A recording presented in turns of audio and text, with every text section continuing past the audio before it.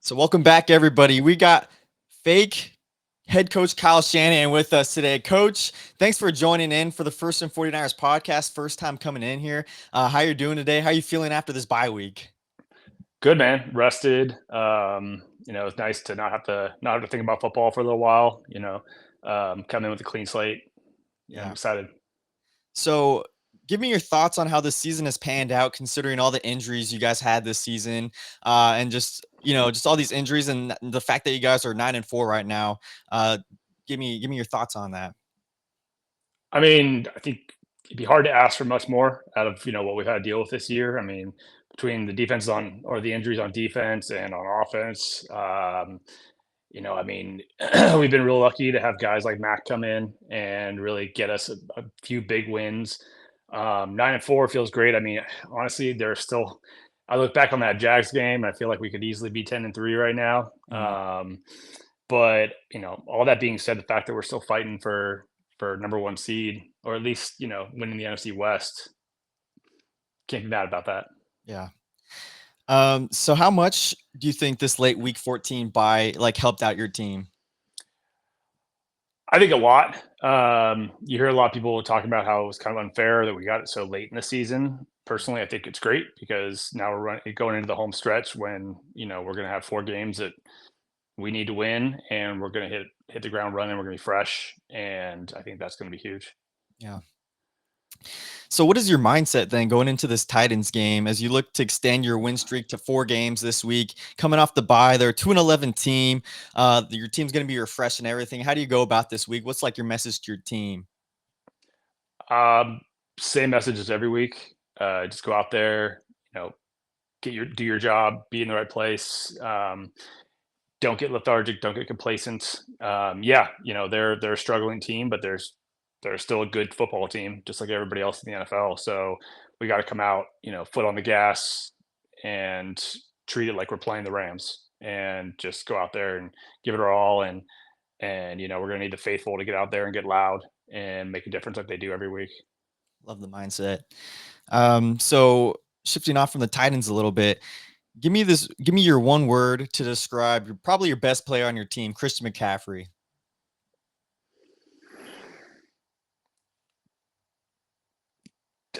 Complete, dynamic. Um, One word. That's a tough one. There's too many words you could give him, I They feel like. really are. Yeah. Yeah, I'd say complete. I mean, there's nothing the guy can't do, Yeah. and nothing he can't do well. There's He doesn't have a weakness in his game. Yeah. With Christian McCaffrey, he's coming close to another thousand season. Can you just talk about this completeness of Christian McCaffrey? Why he's probably one of the best players in this league and potentially a Hall of Fame candidate. Like why has he been such a big boost to your team coming here in 2020? I think. This year more than any, I think a lot of it had to do with early on because we did lose Brock early, and Matt came in, played great. He was able to go downfield a lot, which is great, but at the same time, he doesn't have the same type of mobility that Brock does, and so he wasn't able to escape the pocket and make things happen downfield. So he was able to dump it off to Christian, Mhm. and he was able to get a lot of yak as a result. Um, and then now that Brock's back and then Kittle's back, as a defense, who do you guard and who do Yeah, you leave open? And I think that's given him a lot of opportunities. it's great. So there's a lot of conversation right now. We're getting closer to the end of the year regarding the coach of the year stuff. Mike Vrabel has been a name out there with Drake May, what they've been able to do. A couple coaches like that. D'Amico Ryans possibly. Give me your thoughts. Why do you think you should be coach of the year if you do think so? I mean, I'd love to see D'Amico get it. I think he deserves it a ton, especially what they've achieved out there. Um, but yeah, I mean, if there's going to be an argument made for us getting it this year, it'd be just because of all the adversity we've had to deal with. I mean, losing arguably the best pass rusher in the game. I'm sure people will have argue that, but I mean, Nick is a huge game changer. I mean, you can only rush 4 guys and have him out there, and you're going to get pressure on the quarterback. You lose him, everything changes. Then you lose your captain, Fred Warner, and that's hard to deal with. And then you lose your starting quarterback for a number of games, and there aren't a lot of coaches in the league that could get their team to where we've gotten dealing with all that. You're a mastermind. You'd be my vote. I think you should have won it in 2019 the way you did that with that 2019 team all the way to the Super Bowl. But I digress. A lot of the people, it seems like it's pretty biased in the NFL, but I appreciate your thoughts on why you think you should be coach of the year. You mentioned Fred Warner. And I've seen a couple of videos of him walking around a little bit, and he's kind of talked about it. He hasn't really said that he wasn't going to be, but he kind of insinuated that there's always a possibility of him coming back this year. Will we see Fred Warner back on the field?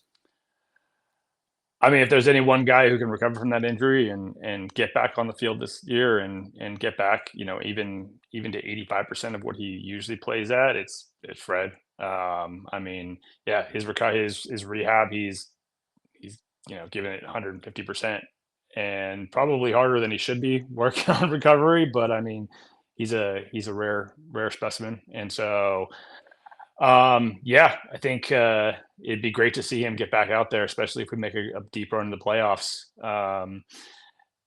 I can only imagine the welcome he would get at Levi Stadium running onto the field. It would be, yeah, I'd need earplugs probably. Yeah, 100%. The faithful, they get loud. Yeah. So Hmm. you guys are sitting at 9-4 right now. The NFC is wide open, just to take it. Anybody could take it right now. If you guys win the next 3 games, the last game would probably be for that 1 seed against Seattle. Um, you guys have a chance. You have a chance to take this team to the promised land this year, and the Super Bowl is at home this year. What is your message to the faithful out there, considering what you guys have been through, the adversity, and the fact that you guys are 9-4 right now? Have a chance for the 1 seed. Have a chance to play at the Super Bowl at home this season. I think the faithful are a big reason why we have the opportunity we do. I mean, there is no better traveling fan base in the league. Um, you look at what we did in New York and New Orleans, and where we were louder than the home team was, and making. I don't think people understand how significant it is when you make the the opposing team quarterback have to use a silent cadence. Mhm. It really affects their run game because getting off the ball hard, getting that advantage on the defense. If you don't have that, gives you a lot of help stopping the run. So going forward, we need to treat every game like it's a playoff game and get as loud as possible. And I mean, I tell people all the time, it's great that we get loud on third down and fourth down, but I mean, when our defense is on the field, period, we should be loud. Whether Mhm. they're in the huddle, at the line of scrimmage. I mean, I don't think enough people understand how hard it is to run an NFL offense and how complex it is. And Mhm. so, if you can make it even harder by making it difficult for them to communicate with one another, why wouldn't you do that? So, as fans, I think we all need to get out there and just get loud. Whether you're on the sidelines, whether you're in the stadium, anywhere, you need to be getting loud, making a difference. I love it. Coach Fake Kyle Shanahan, thanks so much for joining today. I appreciate you. I hope I can get you on again later on. Good luck on Sunday against the Titans. Hey, thanks, man. Sounds good. Hey, have a great weekend, and we'll see you next time. LFG, baby. Let's fucking go.